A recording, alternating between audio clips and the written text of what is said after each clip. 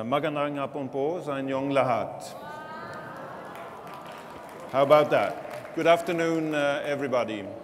Wow, I feel surrounded here. I think I am surrounded, in fact. We'll see how that goes. As you heard, I am Ola Almgren. I work for the United Nations here in the Philippines. And I'm really very happy to be with you today as we gather once again for the Social Good Summit, a global pioneering event that brings people together, from world leaders to grassroots activists, to discuss innovative solutions for the greatest challenges of our times.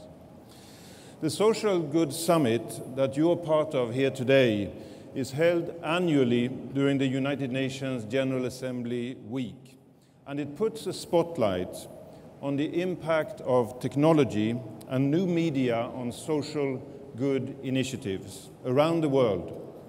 Our theme, 2030 Now, asks the question, what type of world do I want to live in by the year 2030?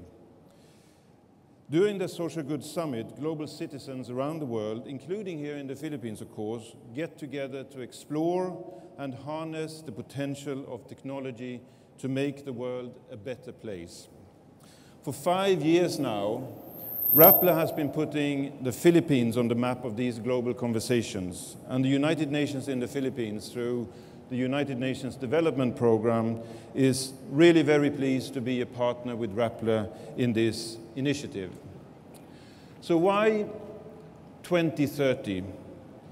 Well, let me first throw you back to the year 2000. If I'm not mistaken, many of you here today are in fact millennials, so 2000 is probably not too far away from or long after that you were born. With the turn of the millennium approaching, the world in fact came together and for the first time ever agreed on a global development agenda. That was the United Nations Millennium Declaration and the launch of the Millennium Development Goals, the SDGs as we call them. 8 goals to rally global intent and global resources for advancing human development in the coming 15 years.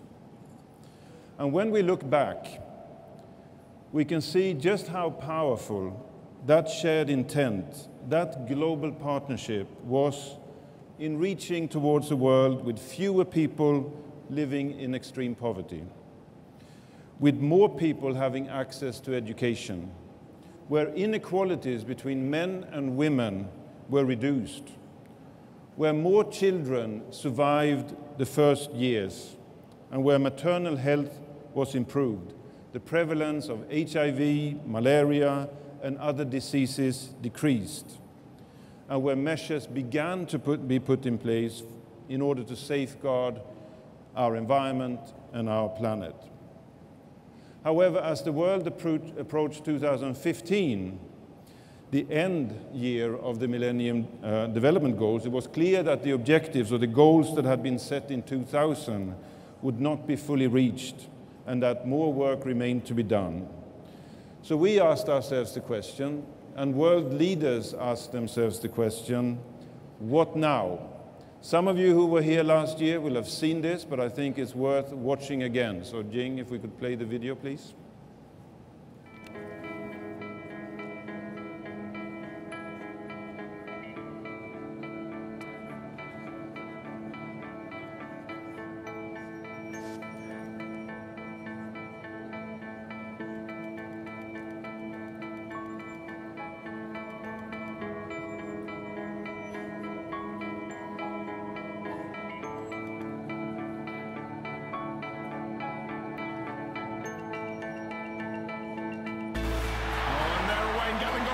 He's ahead of the field, and Usain Bolt has stopped! Usain Bolt has stopped at the 50-meter line! Oh, that is a pity! 5. Apollo, you're on course. 226 hours to the moon orbit. Okay, thanks, Houston. But I think we'll be heading back now. Come again? Yeah, it was kind of fun, but I think halfway will do. Job done.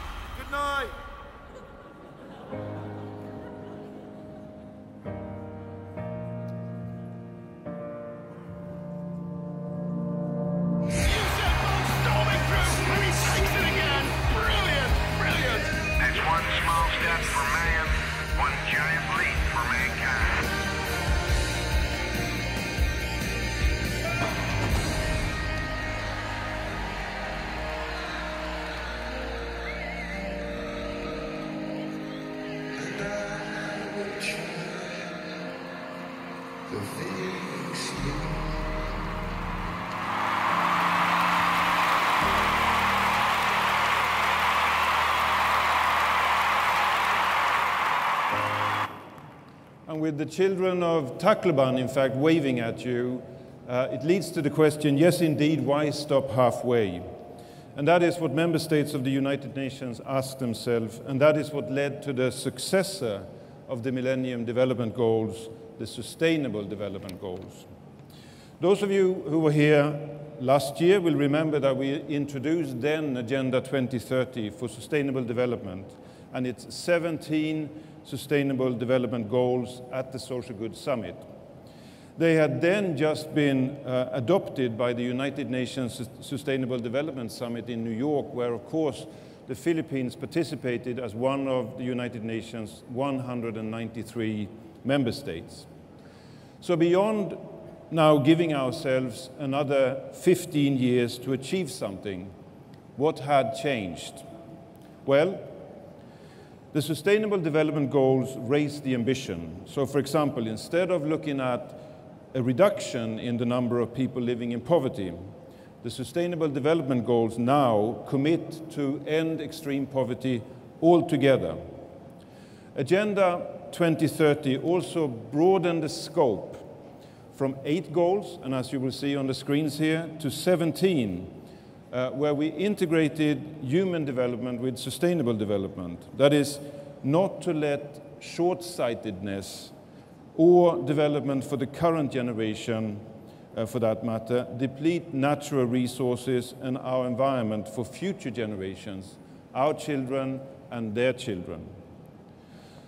Agenda 2030 is also universal. That means that it applies equally to the global north as it applies to the global south, recognizing that all nations have to contribute and all nations have to adjust if the goals are to be achieved.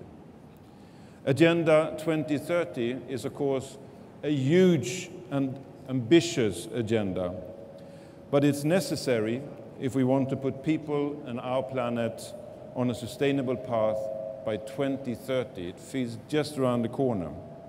Because after all the progress that we have made, again, what is the point of stopping halfway?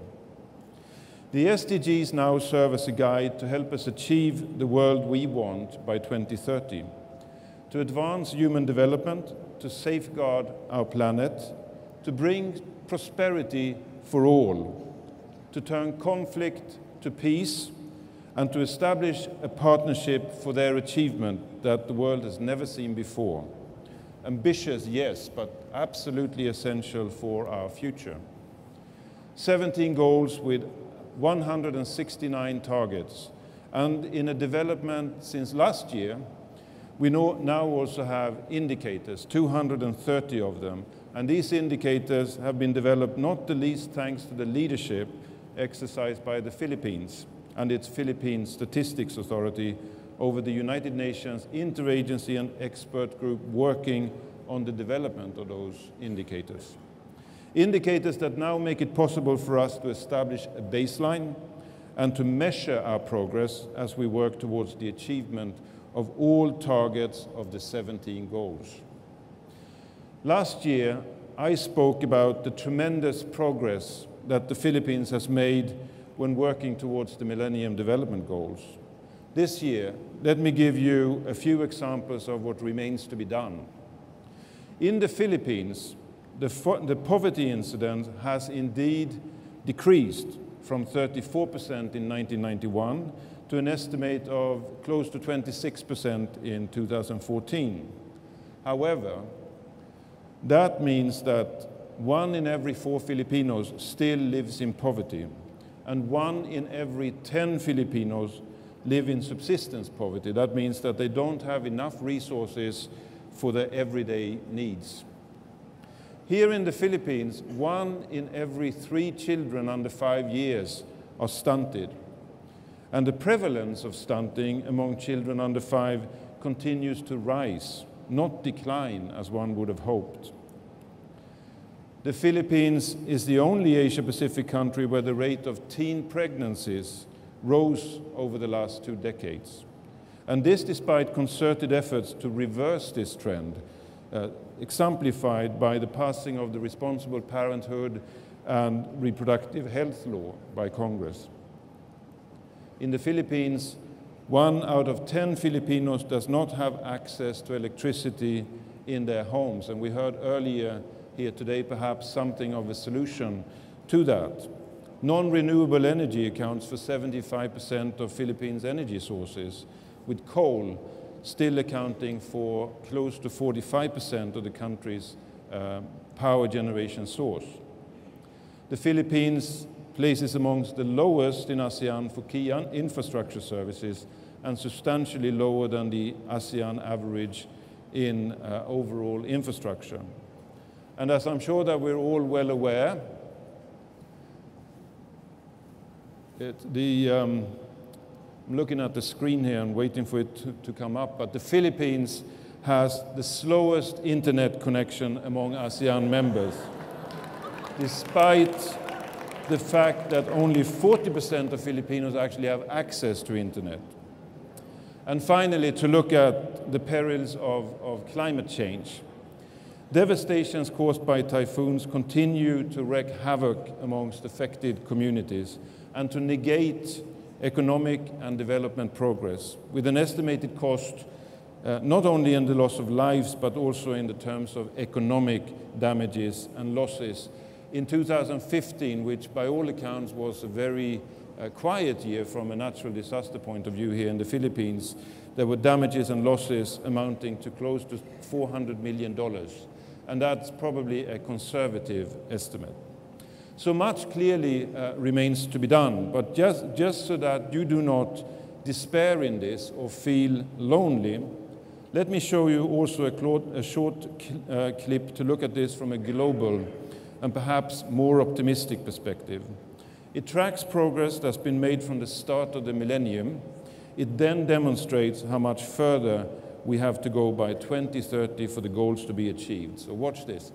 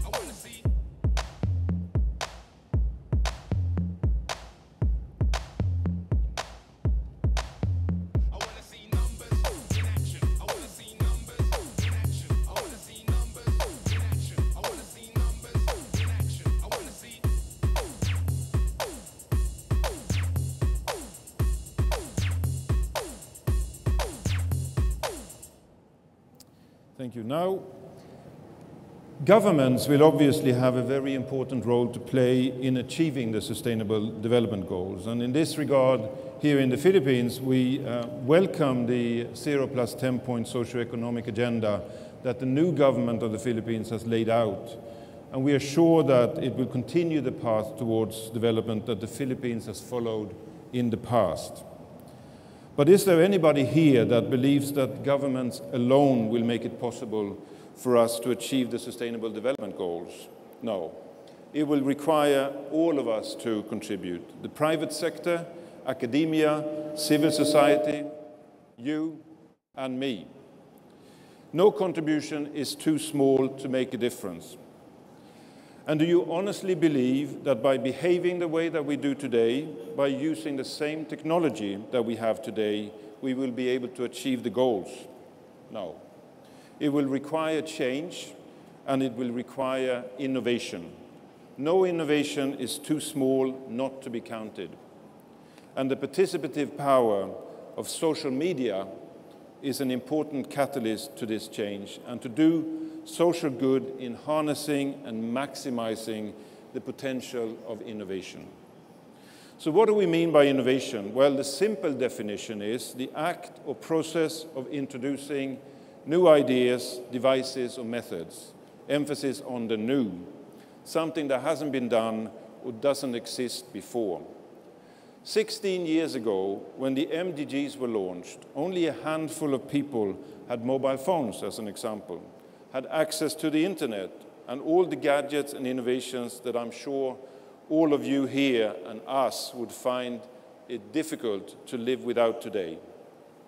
Only 15 years ago, and it seems sometimes feels as we are living in an entirely different world today, constantly catching up and keeping up, and sometimes looking back, what we call #throwback.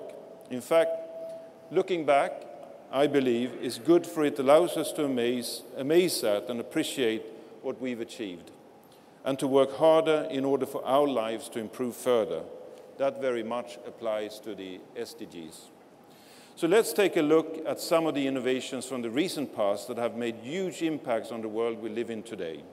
Stuff that most of us take for granted today, and some believe perhaps has always existed.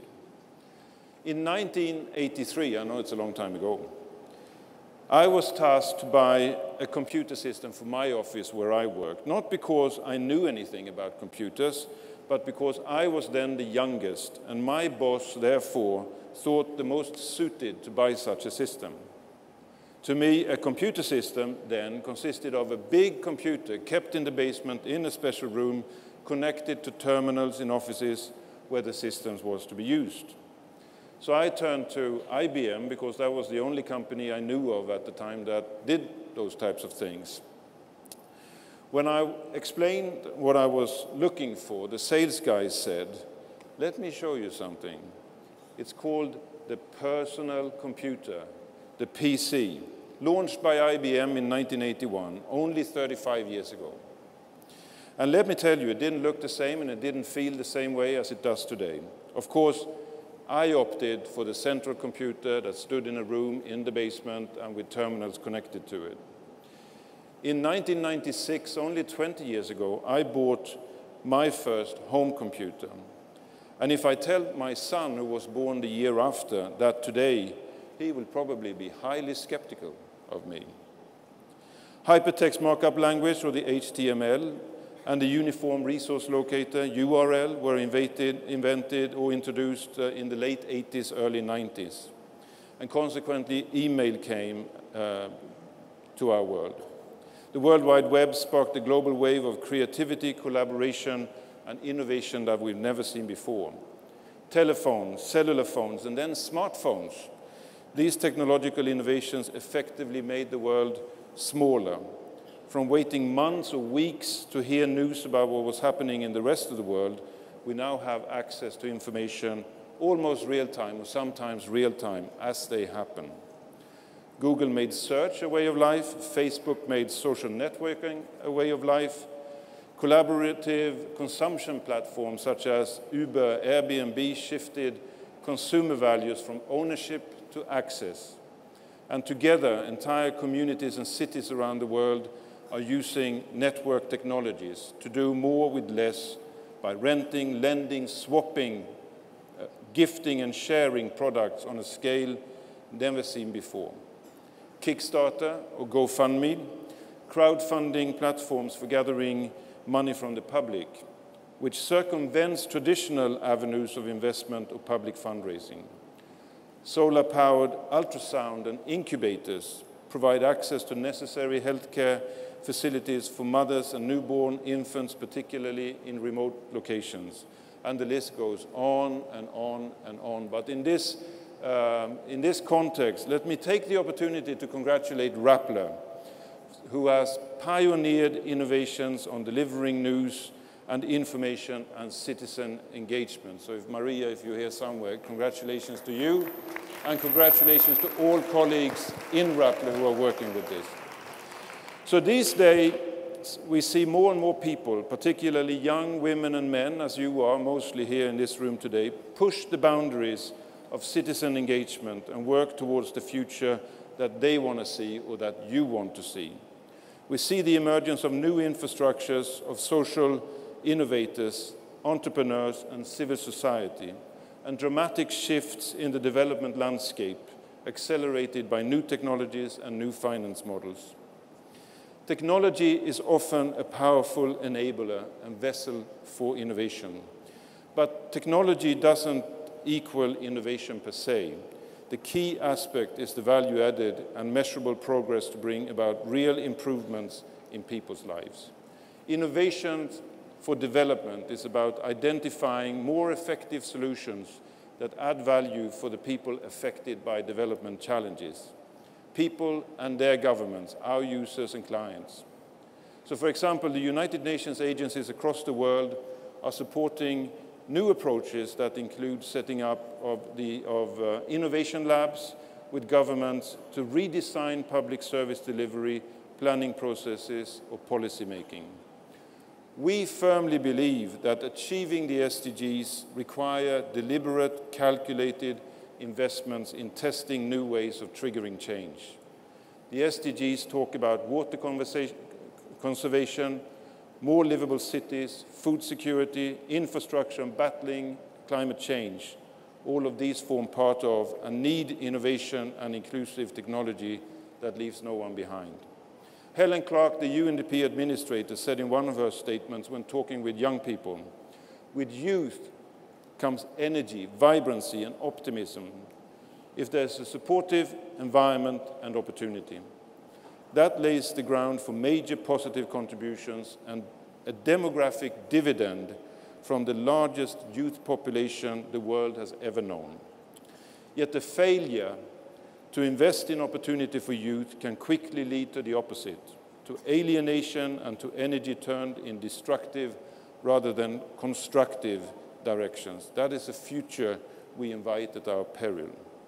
Children and youth have the greatest stake in the future, so they must be engaged as agents of innovation and change. Young people around the world have made valuable contributions to sustainable development, and these efforts must be considered when developing policy that aims to support and encourage innovation. With the interconnectedness of people around the world, the opportunity to work together and collaborate seems endless. Just this morning at the Hack Society, you've been working on innovation that little by little will chip away at the SDGs for their achievement. The SDGs provides us with a plan, a guide and direction for these collaborations to happen. So the challenge to you today is, what's your role in the plan, Jing?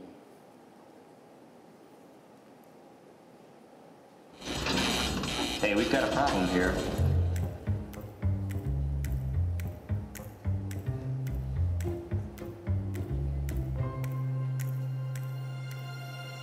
So, what's the plan?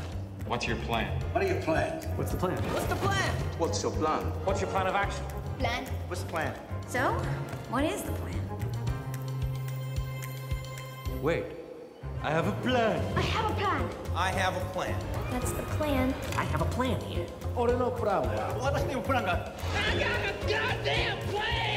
This plan's gonna work. Master Plan, Phase 1, Side A.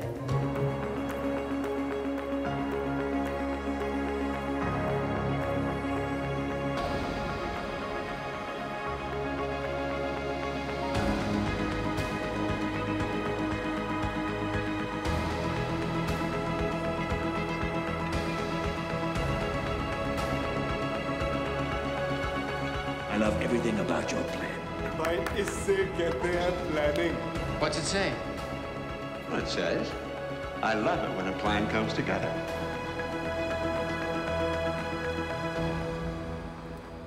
So I'm very happy to see so many young people here, and I particularly congratulate those who participated in the Hack Society. Your ideas, desire, and drive to change is highly commendable. You represent the next generation of leaders who will change the world. And let us hope that that change is now for the better. Let's make sure that that change is for the better. Thank you very, very much. Maraming salamat po. Thank you.